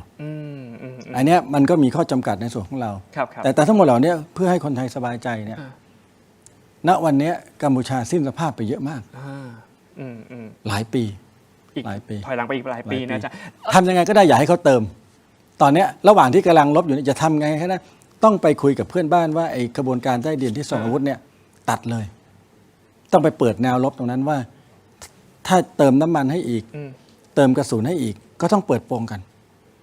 ก็ต้องเพราะนี่ผิดกฎหมายหมดนี่ครับ ครับ ผิดกฎหมายหมด แต่อันเนี้ยจะยากนิดหนึ่งเพราะว่านักการทูตเราก็บอกว่าอย่าไปเปิดศึกมาก แต่ว่าถ้าไม่เปิดศึกมันก็เติมอีก ก็ไม่จบไม่สิ้นสักที วันนี้ท่านรัฐมนตรีต่างประเทศถึงต่อสายหาหลายคนมาก นี่ก็เพิ่งต่อสายคุยกับรัฐมนตรีฝรั่งเศส วันนี้นะฮะ ครับแต่ในนามของความสัมพันธ์นะครับจะครบรอบ 170 ปีหน้า แต่ก็พูดเรื่องอื่นเยอะเลย พูดว่าเราต้องการคุยกับกัมพูชา2 ต่อ 2 พูดง่ายๆว่าคุณอย่ามายุ่งมาก อย่างเงี้ยผมว่าดีพอสมควร แล้วท่าทีฝรั่งเศสเขาว่าไงไม่รู้อาจารย์ โอ้เขาลวดลายอยู่แล้วคุณกายเขาก็ตอบ yes แต่ว่าไม่ yes จริงหรอก นะครับก็ไม่เป็นไรก็นี่คือประเทศบริวารเขา แต่อย่างน้อยเราส่งสัญญาณชัด ครับ เขาก็ต้องคิดแล้วเพราะว่าถ้าเขาไม่ทำเราก็ต้องมีการลดมีความช่วยเหลือแต่อันนี้เป็นเรื่องการทูตเดี๋ยวเขาว่าไปทีมมืออาชีพเดี๋ยวเขาจัดไป ครับ แต่ว่าถ้าเราปิดได้จริงเขาเติมไม่ได้จริงนะครับ ก็จะสิ้นสภาพเร็ว ปิดให้ได้จริง แล้วก็ตัดท่อน้ำเลี้ยงของกัมพูชาถาม รวมทั้งแก๊งที่อาจารย์พูดอะสแกมเมอร์ทั้งหลายแหล่ เดี๋ยวจะไปเรื่องปลอยเป็ดด้วยนะอาจารย์ ใช่ครับ ถามสั้นๆอาจารย์แล้วที่สุดแล้วชาวบ้านที่อพยพมา 17 วันแล้วอ่ะเขาก็อยากกลับบ้านเต็มทนแล้วอ่ะจะได้กลับบ้านเมื่อไหร่อาจารย์ประเมินยังไง เห็นแจ้งกันมาบ้างบางพื้นที่ว่าปลอดภัยทางข้างบนนะครับแต่อย่าไปพูดมากเดี๋ยวพอบอกปลอดภัยเดี๋ยวกัมพูชาฟังคุณกายไปอีก พวกนี้ก็ฟังทุกที่เรานี่เรื่องจริงนะ เอาเป็นว่าหน้างานเขาก็มีบริหารจัดการตร ก็ งนั้นอยู่ ฟังหน้างานฟังศูนย์ พอเขาบอกตรงไหนกลับได้ก็รีบกลับไปจะได้ไปดูว่าของอยู่ครบไหม บางอย่างไม่ต้องมาพูดออกสื่อก็ได้ ครับ นะอา ใช่ จารย์ ครับ นะเมื่อสักครู่พูดถึงเรื่องของสแกมเมอร์อย่างปอยเปรตเองนะอาจารย์รณวิชิตครับเราเองก็โจมตีนะว่าปฏิบัติการว่านี่เราตรวจสอบชัดเจนแล้วนะว่าไม่ใช่พื้นที่พลเรือน แต่มันเป็นจุดที่มันเป็นซ่องสุมกำลังของทหารกัมพูชา ครับ แล้วมันก็มีประเด็นต่ออีกว่าเหมือนมีคนไทยอยู่ที่นั่น ครับ แล้วกัมพูชาเขาไม่ให้คนไทยออกนอกพื้นที่อาจารย์ ก็แต่ก็เห็นคนไทยปากแจ๋วนะที่บอกว่า ยังไงอาจารย์ เอาคุณดูเปล่าในคลิปมากมาย ยังไงบ้างอาจารย์ ก็บอกว่าเหมือนตำหนิเราด้วยซ้ำว่าเราตื่นตูมเกินเหตุเขาก็ไม่เห็นว่าคนเขมรจะอะไรทำอะไร เอาเหรอ อะไรเขาเลย เป็นคลิปบอกว่าคนไทยที่อยู่ที่นั่นบอก ใช่มี ว่า สุภาพสตรีท่านหนึ่งก็ไปพูดเนี่ยผมว่าคนไทยหงุดหงิดไม่น้อยนะครับ อ๋อ คือใดๆก็แล้วแต่ผมคิดว่าหนึ่งการปิดข้อมูลข่าวสาร แล้วก็ต้องผมไม่อยากจะตำหนิหรือไปโจมตีไปประนามหรอกนะว่า คนที่ไปทำธุรกิจในปอยเปรตมันมีธุรกิจที่สุจริตจริง ๆ มีกี่ประเภท และมีสักกี่คนแยกตรงนี้ให้ได้ก่อน ไม่อยากจะประนามหรือตั้งข้อสงสัยพี่น้องร่วมชาติที่ก็ต้องไปทำมาหากิน ครับ แต่มันอดไม่ได้ว่าธุรกิจหลักตรงที่ปอยเปรตคืออะไร อืม นะครับใน ครับ พื้นที่อาโคจรคนดีๆเขาไม่ไปแฝงตัวเขาไม่ไปทำการหลอกกุลกาย ดังนั้นเมื่อเราไปดำเนินการจัดการค่อยๆ แบบทางลึกไปเรื่อยๆค่อยอธิบายชุดสังคมโลกว่า โอ้พอเราจัดการที่ปอยเปรตโลกเขาโสมนัสปรีดากันมีคนมารีวิวให้นะครับแล้วนอกจากนี้ไม่ใช่ปอยเปรตอย่างเดียวไปยังพัทบองด้วยนะครับพื้นที่ทางยุทธศาสตร์ที่เก็บคลังอาวุธหรืออะไรต่างๆเนี่ยนั่นหมายความว่าสิ่งที่กัมพูชาคิดว่าไทยไม่กล้าเราเริ่มกระจายไปพื้นที่ที่คิดว่าจะเป็นการส่งกำลังบำรุง หรือการรำเลียงทางทหารยุทธเพื่อจะเติมหรือปรับยุทธวิธีของเขาเนี่ย ครับ เราจัดการหมด ดังนั้นผมจะอธิบายอย่างหนึ่งว่ากองทัพไทยรอบเนี่ยคือจัดการคำถามพวก end state ว่าทำไมเราต้องไปดำเนินการทำลายสะพาน เส้นทางถนนอะไรต่างๆ เพื่อลดนะฮะโอกาสความสูญเสียให้กับทหารไทยและพลเรือนไทย ครับ ถ้าเครื่องยิง BM-21 มันไม่สามารถในเข้าใกล้ในพื้นที่ตั้งที่จะนำไปสู่ความเสียหายได้เนี่ยทำไมเราจะไม่ทำนี่เป็นการยับยั้งนะฮะผลกระทบซึ่งหน้านะฮะเป็นการป้องกันเหตุล่วงหน้าเป็นการป้องกันตัวเองล่วงหน้าซึ่งนะครับที่เราสามารถกระทำได้ ทั่วโลกก็ทำกันดังนั้นผมคิดว่านี่คือเป็นสิ่งที่ผมว่าเราคิดแผนตรงนี้ว่าเรื่องปอยเปรตเนี่ยนะครับผมคิดว่าถ้ายังมีพื้นที่ซ่องสุมมีเช่นการวางกำลังมีท่าทีการเคลื่อนนะครับของกลุ่มปฏิบัติการทางทหารเนี่ยผมคิดว่าไทยก็ดำเนินการอีกแล้วยิ่งเป็นภาพอย่างนี้ถามว่าผลกระทบในระยะยาว ส่งผลกับพลเมืองก็ส่งผลเขาก็ต้องหลบหนีหลีภัยอพยพเป็นภาระของรัฐบาลของเขา ชาวบ้านก็เดือดร้อน ชาวบ้านก็เดือดร้อนใช่ไหมครับว่าอาจจะเกิดขึ้นที่ไม่ปลอดภัยคือก็เขย่านะขวัญประสาทเขาได้ ดังนั้นผมคิดว่ากระบวนการอย่างนี้ต้องเรียนคุณกายว่าจะจบเมื่อไหร่นะครับก็เราไม่สามารถไปเร่งได้ แต่ก็เท่าที่จะดำเนินการให้เราลดการสูญเสียให้มากที่สุด แต่เราแคร์ความรู้สึกนะผมว่าทหารหรือฝ่ายการเมืองเขาก็ห่วงใยความรู้สึกพี่น้องประชาชนรับแสนรายที่ต้องจากที่พักพิงมาอยากกลับบ้าน ครับ นะครับแต่เราก็ไม่อยากสามารถที่จะบอกได้ว่าตรงไหนปลอดภัยอย่างสมบูรณ์ว่าวันดีบาจีขึ้นมายิงระดมมาอีกดังนั้นก็ต้องเรื่องเข้าใจหรืออย่างว่าการให้สิ้นสภาพภัยคุกคามทางทหารของเขาเป็นอย่างไรนะสิ้นสภาพทางทหารเนี่ยหมายความว่าเขาก็มีกำลังในการที่ป้องกันตัวเองได้ในระดับหนึ่งแต่เป็นภัยคุกคามระดับต่ำที่ไม่สามารถจะมาต่อตีกับกองทัพไทย ครับ ในแบบเดิมได้เนี่ยคือความหมาย ครับครับ ครับ แล้วอย่างเรื่องของเวทีระหว่างประเทศเนี่ยอาจารย์คือวันนี้เองเราเห็นมีคลิปเหมือนกันนะวันนี้มีเปิดเผยมาว่าที่ปอยเปรตที่เราโจมตีอาคารสแกมเมอร์อะไรไปเนี่ยมันมีเหมือนมีคนเนี่ยปีนขึ้นไปแล้วมันปักธงชาติประเทศจีน ครับ นะแล้วก็รวมไปถึงบทบาทของพี่ใหญ่ตรงเนี้ยอาจารย์มองว่าสุดท้ายแล้วจีนเขาจะมีบทบาทสำคัญหลังจากนี้ยังไงไหมฮะ ผมคิดว่าคือเขาก็มีท่าทีที่ระมัดระวัง ก็อยากให้เป็นการพูดคุยทั้งสองประเทศอยากให้เกิดสันติภาพ ครับ ส่วนเรื่องธุรกิจแบบนั้นกับทั้งธงจีนธงเขมรเนี่ยมันก็ยิ่งทำให้เข้าใจกันง่ายขึ้นด้วย ว่าเป็นน่าจะเป็นธุรกิจประเภทที่คุ้นชินร่วมกันทำกันมา ที่มันตลกคุณก็รู้ว่าไอ้ทั้งเครื่องสแกมเมอร์อะไรต่างๆเนี่ยกับฐานทัพที่การวางกำลังของฐาน อาวุธ เขมรเนี่ยอยู่ที่เดียวกัน นั่นก็แสดงว่าประโยชน์โพดผลที่กองทัพเขมรได้ท่อน้ำเลี้ยงได้ต่อท่อเนี่ยส่วนหนึ่งมาจากเนี่ยแหละมวลผลผลิตจากตรงนี้จากทุนสแกมเมอร์ที่มาเป็นท่อน้ำเลี้ยงให้เขาต่อยอดให้เขา ครับ ดังนั้นไม่แปลกมันจึงเป็นคือการยิงปืนนัดเดียวได้นกหลายต่อนะครับหนึ่งลดความจัดการเพิ่มความสูญเสียให้เขาจัดการธุรกิจนะฮะสแกมเมอร์ให้มันเกิดว่า อันตรายให้มากที่สุดคือเกิดภัยคุกคามจนถึงวันหนึ่งเขาถอนการ ครับ อะไรแหล่งเขาอะไรการปฏิบัติการอาจจะไปอยู่ในภูมิภาคอื่น และขณะเดียวกันประชาคมโลกเนี่ยนกตัวที่3สำคัญที่สุด ประชาคมโลกได้เห็นความจริงว่าเราไม่ได้รังแกกัมพูชานะกัมพูชาทำตัวเอง ครับ นะครับโทษนะครับบางทีเป็นเด็กป .1 แต่ไม่รู้กาลเทศะที่ไปตบหัวนักเรียนป .6 ทุกวันแต่เด็กป .6 เราไม่อยากทำอะไรก็ยังบอกว่ายังเป็นเด็ก แต่เด็กบางครั้งเราต้องตีบ้าง ปกป้องตัวเอง ใช่ฮะถูกไหมครับแล้วก็ต้องปกป้องว่าตีแบบไหน ครับ นะฮะตีแล้วก็ไปฟ้องพ่อแม่ก็ต้องบอกว่าเด็กไม่มีสัมมาคารวะ ชั้นใดชั้นนั้นผมคิดว่าบางทีสุภาษิตสำนวนฝรั่งเขาไม่รู้นะพวกรักวัวให้ผูกรักลูกให้ตีต้องบอกเขานะครับ เอาไปสอนสุภาษิตเขาตรงนี้ ครับ นะพูดถึงบทบาทจีนหน่อยอาจารย์ปณิธาน ครับ จีนเองก็เมื่อก่อนมีผู้แทนทูตพิเศษอะไรหรือแม้แต่เนี่ยเราเห็นคนเนี่ยที่ระโบกธงชาติไทยธงชาติจีนที่ปอยเปตกัมพูชาตรงนี้มันมีความเกี่ยวเนื่องกันยังไงอาจารย์ คุณกายคิดว่าใครอยู่เบื้องหลังความเข้มแข็งทางการทหารของกัมพูชา ต้องเป็นชาติมหาอำนาจ และชาติไหน ชาติที่นึกขึ้นได้ก็เป็นชาติที่ผลิตอาวุธที่ไปเจอยุทโธปกรณ์ นั่ ตาน ม นะครับ เนินต่างๆที่เรายึดกลับมาได้ ก็ไม่ต้องออกชื่อประเทศก็ได้ เดี๋ยว ครับ แต่ท่านผู้ช แต่ ม ถูกไหม ก็ ประเทศ ดี ประเทศเดียวกันที่ ครับ ผมพูด ก็ต้องคุยกับเขา อืม ต้องคุยกับเขาอย่าให้เติม ครับ เขาก็บอกว่าตั้งแต่ปี 2017 เนี่ยไม่ได้เติม แต่ว่ามันก็ทยอยส่ง เพราะว่าใบสั่งสุดท้ายเนี่ยมันปี 2017 ก็ต้องพยายามอย่าให้ส่ง ครับ นะครับแล้วที่เขาบอกว่าอาจจะมีรั่วไหล ก็ต้องร่วมมือกับเขาไปปิดการรั่วไหลเขาเอา serial number ใส่เข้าไปเขาก็รู้ ว่ามันรั่วไหลไปตรงไหน เป็นบริษัทในหน้าในประเทศใกล้ๆบ้านเราไหมก็ไปปิดเลย อันเนี้ยเราร่วมมือกับจีนได้เขามีทีมมาร่วมมือด้วย ครับ เขาก็เสียหาย อืม นะครับอันนี้ผมพูดถึงจีนนะ ครับ เพราะว่าที่เขาส่งทีมพิเศษเข้ามา ส่วนใครจะอยู่เบื้องหลังอาวุธเนี่ยมันมีอยู่ 4-5 ชาติ ถ้าเราดูชนิดอาวุธนะครับ ครับ มาจากยุโรปตะวันออกแทบทั้งสิ้นกับระเบิดก็มาจากรัสเซียที่ผลิตในรัสเซียด้วย แล้วก็ผลิตในประเทศแถวนี้ด้วย ครับ อันเนี้ยเราก็ไปคุยกันซะให้เรียบร้อย ถ้าเราจะทำให้เขาสิ้นสภาพ หรือว่า end state อย่างที่อาจารย์พูด ครับ คือ end state เนี่ยคือมันจบสิ้นสภาพทางการทหาร แต่ end game เนี่ยไม่ใช่ end game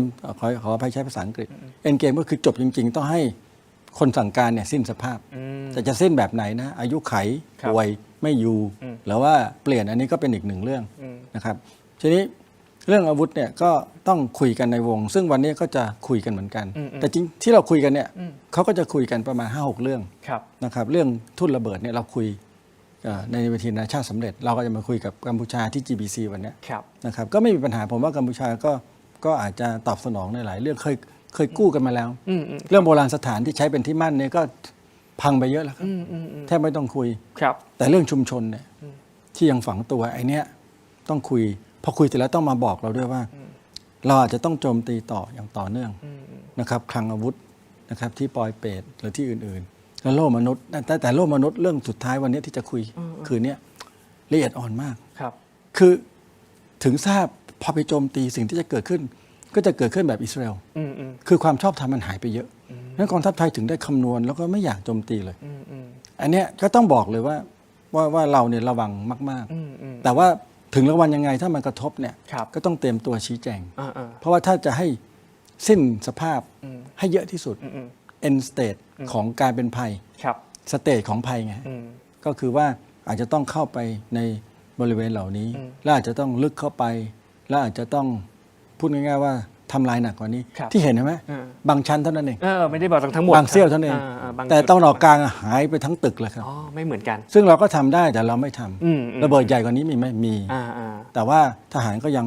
คำนวณอยู่ว่า อ่า มันจะซับซ้อนหรือเปล่า ครับ แต่อันนี้ก็เป็นเรื่องให้เขาตัดสินใจ เราเท่าที่ทำอยู่เนี่ย อ่า ก็กดดันเขาเต็มที่แล้ว น่าเห็นใจ ครับ ทหารไทยได้โดนกดดันหลายด้าน ซึ่งแต่ก็ไม่ต้องกังวลอะไร เราก็มีการเตรียมชี้แจงอยู่แล้ว ใช่ครับ ทุกการ ใช่ครับ ปฏิบัติการโจมตี ใช่ครับ โอ้แดคุยเครียดๆมาตั้งนานคุณผู้ชมครับ เรามานะพักอมอะไรให้มันชุ่มคอกันหน่อยดีกว่านะครับพักอารมณ์กันสักนิดหนึ่งนะครับคุณผู้ชมวันนี้เนี่ยนะมีของมาแจกให้กับทั้งสองท่านด้วยนะครับอาจารย์ครับนี่นะครับขอบพระคุณมากเลยครับนี่เป็นเม็ดอมซิงค์พลัสครับ จะเหมาะกับผมที่กำลังไออยู่ อายุอาจารย์พกติดตัวตลอดด้วยนะใช่ไหมนะฮะนี่คือผลิตภัณฑ์ My Basin จาก Greater Pharma นะครับมี 3 สูตรให้เลือกเลยนะครับที่มีคุณประโยชน์เนี่ยนะครับนะจากวิตามินหลากหลายชนิดเลยนะครับเนี่ยนะครับนะฮะนี่คือลูกอม My Basin นะครับมี3 สูตรให้เลือก นะสูตรที่1นะครับเม็ดอมซิงค์พลัสวิตามินซีและโคคิวเทนกลิ่นองุ่นมะนาวเม็ดอมซิงค์พลัสลูทีนและบิวเบอรี่กลิ่นแบล็คเคอร์แรนต์และก็มีเม็ดอมซิงค์พลัสเบต้ากลูแคนกลิ่นสตรอเบอรี่นะครับซิงค์มีส่วนช่วยในการทำหน้าที่ของระบบภูมิคุ้มกันและก็กระบวนการต่อต้านอนุมูลอิสระถ้าเจ็บคอไอหรืออยากเสริมภูมิคุ้มกันก็เลือกไมบาซินจากเกรเตอร์ฟาร์มานะครับหาซื้อได้ที่ร้านสะดวกซื้อซูเปอร์มาร์เก็ตและร้านขายยาทั่วประเทศไมบาซินจากเกรเตอร์ฟาร์มาก้าวสู่60 ปีอย่างมั่นคงและยั่งยืนนะครับนอกเหนือจากนั้นก็ยังมีอีกครับคุณผู้ชมยาดมสมุนไพรตรามังกรทองครับมอบให้กับทั้ง2ท่านด้วยนะครับนี่ครับอาจารย์ครับขอบพระคุณมากเลยครับนะเป็นยาดมสมุนไพรตรามังกรทองสูตรดอกไม้หอมครับได้รับรางวัล Premium Herbal Products ผลิตภัณฑ์สมุนไพรคุณภาพปี 2568 ครับจากกรมการแพทย์แผนไทยและการแพทย์ทางเลือกครับบรรเทาอาการวิงเวียนศีรษะหอมเย็นชื่นใจจากอ้วยอันโอสถนะครับแล้วก็นอกเหนือจากนั้นก็ยังมี Seagull Electric ด้วยนะครับ Seagull Electric ครับเป็นเครื่องใช้ไฟฟ้าขนาดเล็กที่ตอบโจทย์ทุกการใช้งานเลยครับมองเห็นความอร่อยทุกขั้นตอนไซส์ใหญ่เสิร์ฟได้ทั้งครอบครัวครับแล้วมีหม้อทอดกรอบไร้น้ำมันดิจิทัล5 ลิตรควบคุมแม่นยำตรงตามความต้องการสุกเร็วทั่วถึงกรอบนอกนุ่มในครับนี่แล้วก็ไม่หมดเพียงเท่านั้นนะครับยังมีวันเกิดครับกรดไหลย้อนต้องวันเกิดครับยาบรรเทาอาการแสบร้อนกลางอกอาหารไม่ย่อยเนื่องจากกรดไหลย้อนนะครับก็หาซื้อมาได้นะถ้าเกิดมีอาการแสบร้อนกลางอกต้องวันเกิดเท่านั้นนะครับนอกจากนั้นก็ยังมี Compact Break ด้วยนะครับ Compact Break ก้าวล้ำไปอีกขั้นกับนวัตกรรมความปลอดภัยล่าสุดครับ Compact Primo Gen 2 สูตรผ้าเบรกเกรดพรีเมียมมาพร้อมกับเทคโนโลยีใหม่ Zero Water Absorption Technology ที่เพียบพร้อมด้วยมาตรฐานความปลอดภัยระดับโลกครับพร้อมแล้วที่จะทำให้ทุกเส้นทางอยู่ในคอนโทรลของคุณจัดจำหน่ายแล้ววันนี้ที่ร้านอะไหล่ชั้นนำทั่วประเทศและ Compact Premium Service Center Compact Primo Gen 2 All in Control นะครับแล้วก็ยังมียาธาตุน้ำขาวตราห่านคู่ด้วยนะครับคุณผู้ชมนะยาธาตุน้ำขาว49 บาทฝาสีฟ้าตราห่านคู่ครับมาตรฐานสากลหาซื้อได้ง่ายตามร้านขายยาแผนปัจจุบันทั่วไปราคาเพียง49 บาทเข้าถึงง่ายจาก HK Pharmaceutical นะครับเรานี้มีแจกทั้ง2ท่านด้วยนะครับนี่ฮะอาจารย์ครับ ขอบคุณครับ นี่ ขอบคุณนะครับ นี่ขอบพระคุณมากเลยครับอาจารย์ครับและนอกเหนือจากนั้นคุณผู้ชมที่ด้านหน้าของพวกเราทั้ง3คนเลยนะครับนี่คือนวัตกรรมใหม่ครับ BrainTech Tri Screen นะก่อนเข้ารายการอาจารย์วิชิตบอกว่าอยากได้เหมือนกันไปใช้งานนะอาจารย์ปกติรายการแจกเยอะไหมฮะ อันนี้ไม่แจกเก็บไว้ก่อนจะมีแจกเหมือนกันแจกส่วนลดให้แจกส่วนลดให้นะครับจอเสริมสุดล้ำครับสามารถทำงานพร้อมกันได้ถึง4หน้าจอในเวลาเดียวกันครับด้วยความคมชัดระดับ Full HD และการเชื่อมต่อก็แสนง่ายเพียงเสียบสาย Type C ก็พร้อมใช้งานทันทีน้ำหนักเบาพกพาสะดวกกดเข้าหน้า Facebook เลยนะอาจารย์วิชิตหรือว่าอาจารย์ปณิธานถ้าสนใจนะเรามีโค้ดส่วนลดให้ด้วยนะครับนะใส่โค้ดคำว่า Let's Play AI ครับรับส่วนลดทันที 2,000 บาทเลยนะครับแล้วก็ขอบคุณบริษัทสะดวกสะอาดปลอดภัยจำกัดด้วยนะครับเราคือผู้ผลิตผงซักฟอกแบรนด์ไทยแท้ที่อยู่เบื้องหลังสินค้าคุณภาพในร้านค้าชั้นนำมากมายนะครับไม่ว่าจะเป็นแบรนด์คุ้มค่า Clean Action ของ 7-Eleven และ Lotus แชมป์ของ CJ Express Clean D ของ Big C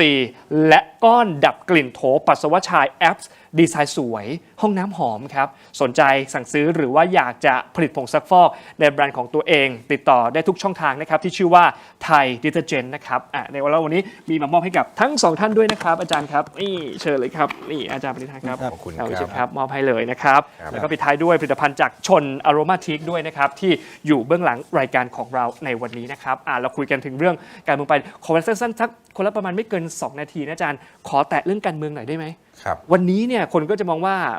พลังประชารัฐอ่อนแรงลงไปแล้วแม่ทัพใหญ่อย่างลุงป้อมประกาศถอนตัวจากแคนดิเดตนายกรัฐมนตรีแล้วจ้ะครับก็พอเข้าใจได้เพราะว่ารอบนี้มีพรรคการเมืองมีการมีสร้างความคึกคักนะครับแล้วก็หลายๆพรรคที่เปิดตัวเข้ามาเนี่ยแคนดิเดตบางคนก็แน่นอนว่าสังคมกำลังศึกษาอยู่แต่พลเอกประวิตรเนี่ยคือผ่านในช่วงจุดที่ตัวเองเคยจะคิดว่าระดมทรัพย์กำลังได้เยอะแยะเนี่ยผ่านไปตรงนั้นผ่านช่วงรุ่งโรจน์ไปตรงนั้นไปแล้วนะครับแล้วถ้าผมพูดตรงๆถ้ายังลงในนามพลังประชารัฐเนี่ยอันนี้ขอฟันธงนะยังไงในการเลือกตั้งครั้งต่อไป69เนี่ยพลังประชารัฐต่ำกว่า10 เสียงแน่นอนนะครับเอาสสเขตนะปาร์ตี้ลิสต์คราวที่แล้วก็อยู่ระดับหลักแสนก็สามารถ น้อยได้อีก ผมคิดว่าอันนั้นไม่ได้เชียร์นะเอาดูอย่างเงี้ยเอาง่ายๆปาร์ตี้ลิสต์หรือคะแนนของระดับพรรคที่เลือกพลังประชารัฐจะน้อยกว่าพรรคของพลเอกรังสีพรรคเกิดใหม่ซะอีกดังนั้นมันก็มีหลายๆพรรคใช่ไหมครับพรรคของดร.เอพรรคของหลายๆการหรือการกลับเข้ามาของพรรคประชาธิปัตย์อะไรต่างๆเนี่ยฐานเสียงที่จะแชร์ริ่งอะไรต่างๆเนี่ยไม่เหลืออะไรให้กับพลังประชารัฐนะครับรอบนี้ก็ต้องยอมรับว่าผมว่าท่านคิดถูกแล้วนะครับว่าถ้าสมมุติจะวางมือหรือยังรักษาพรรคไว้จะสู้ต่อเนี่ยถ้าสมมติว่าถ้าสมมติจะกลับมานะครับเป็นกอบเป็นกำในแง่ของสสเขตเนี่ยถ้าเกิน10ที่นั่งก็ถือว่าสุดยอดแล้วก็ถือว่าสุดยอดแล้ว เพราะถ้ามันจะมีแต่คนโบกมือลาเนี่ยการรักษาไม่ให้คนจากลาเนี่ยก็เป็นสิ่งที่เป็นการสะท้อนให้เห็นว่าพลเอกประวิตรท่านยังมีบารมีหลงเหลืออยู่คนที่อยู่เนี่ยจำใจอยู่หรือจำเป็นต้องอยู่หรืออยู่เพราะว่าเป็นการตอบแทนในความรู้สึกบุญคุณทางการเมืองหรืออะไรหลายอย่างว่าที่ท่านได้อุปการะให้โอกาสมาเนี่ยถ้าคนไม่ย้ายผมก็ต้องนับถือน้ำใจนะครับในภาวะที่คนภาวะยากลำบากแต่จะกอบกู้ไปด้วยกันเนี่ยไอ้อย่างเงี้ยก็ต้องอยู่ในพิจารณาแต่จะกลับมาเป็นตัวเลือกหรือเป็นตัวเลขผสมในการเป็นรัฐบาลหรือไม่เนี่ยอยู่ที่ตัวเลขคณิตศาสตร์ทางการเมืองครับเรื่องของตัวเลขก็มาจากสิทธิ์ของพวกเราทุกคนครับแล้วเรื่องของชายแดนไทยกัมพูชาก็ถือเป็นโจทย์ใหญ่ท้าทายรอรัฐบาลชุดใหม่ที่จะมาแก้ปัญหาเรื่องเหมือนกันนะอยากให้อาจารย์ปณิธานฝากถึงคุณผู้ชมทางบ้านหน่อยตอนนี้เตรียมตัวเลยมีดีเบตข้อมูลเต็มไปหมดเลยอาจารย์เรื่องการเลือกตั้งผมเนี่ยสนใจเรื่องนโยบายความมั่นคงและการต่างประเทศมากนะครับแล้วก็เป็นครั้งแรกๆที่เราจะเห็นพรรคหลายพรรคนำเสนอเรื่องนี้แล้วที่น่าสนใจที่สุดก็คือประชาชนตอนนี้มีความรู้เรื่องนี้เยอะมากการเลือกนโยบายเนี่ยจะน่าสนใจที่สุดเพราะว่าประชาชนจะรู้เลยว่าจะมีกลุ่มพรรคการเมืองที่เสนอนโยบายความมั่นคงการต่างประเทศแบบสุดโต่งเลยและอาจจะได้ใจบางคนนะครับแต่อาจจะรู้ว่าอาจจะทำได้ไม่หมดแต่ก็อยากจะเลือกนะครับแล้วก็กลางๆที่สมดุลเป็นสมดุลใหม่ที่เราประชิดจีนประชิดสหรัฐประชิดเพื่อนบ้านเราแล้วก็จัดการให้ได้ประโยชน์ก็มีแล้วก็อีกกลุ่มหนึ่งคือไม่ค่อยสนใจก็สนใจเรื่องปากท้องเรื่องการเมืองภายในเรื่องน้ำท่วมก็ไม่ว่ากันก็3กลุ่มนี้ผมก็กำลังประเมินอยู่ในใจก็อยากจะให้ทุกพรรคเนี่ยทำให้ดีเหมือนกันหมดมันจะได้ไม่แตกต่างแต่ในความเป็นจริงเนี่ยผมคิดว่าท่านผู้ชมตัดสินใจได้เลยในรอบแรกเนี่ยว่ายกแรกจะให้คะแนนใครในเรื่องการทหารความมั่นคงการต่างประเทศแต่มันมีอีกหลายยกนะฮะกว่าจะถึงกุมภาอันนี้เป็นปรากฏการณ์ใหม่ที่สุดที่เรายังไม่เคยเห็นอาจารย์มาวิชิตก็คงจะเห็นด้วยและอาจารย์ก็อยู่ในส่วนนั้นด้วยนะครับก็จะเห็นว่ามันจะเปิดหมดแล้วนโยบายสาธารณประเภทนี้ที่ปิดไว้นานก็ดีนะครับวางกำลังใหม่จัดระบบกองทัพใหม่จัดงบประมาณจัดระเบียบเพื่อนบ้านจัดระเบียบมหาอำนาจ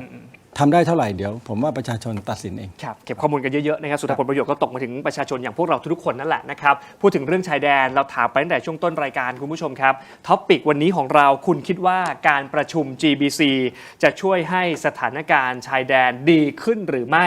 อยากถามคุณผู้ชมกันหน่อยนะครับบวกตั้งแต่ต้นรายการจนถึงวินาทีนี้กอไก่บอกดีขึ้นขอไข่บอกไม่ดีขึ้นขอควายบอกไม่แน่ใจเสียงส่วนใหญ่เทไปทางขอไข่อาจารย์ไม่ดีขึ้นครับไม่เชื่อว่าจะเป็นทางออกของสันนิษฐานมันมา3รอบแล้วก็ยังแย่กับเก่าอีกครับเพราะฉะนั้นก็แต่ว่าก็อย่าเพิ่งหมดหวังเพราะมันก็ยังเป็นกลไกที่สำคัญอยู่นะครับก็เป็นกำลังใจให้กับทุกๆภาคส่วนด้วยโดยเฉพาะทหารแนวหน้าที่เสียสละเพื่อพวกเราทุกๆคนนะครับวันนี้เวลาหมดลงแล้วนะครับต้องขอบคุณอาจารย์ปณิธานมากๆเลยนะครับขอบคุณอาจารย์วรวิชิตด้วยนะครับและทั้งหมดนี้คือรายการถกไม่เถียงนะครับขอบคุณสำหรับการติดตามสวัสดีครับ